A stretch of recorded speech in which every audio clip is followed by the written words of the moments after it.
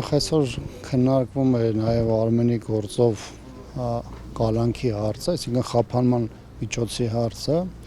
Ցավալիորեն պետք է արձանագրել, որ մեր ընկերը եւ հանրապետականի փոխնախագահ Արմեն Աշոտյանը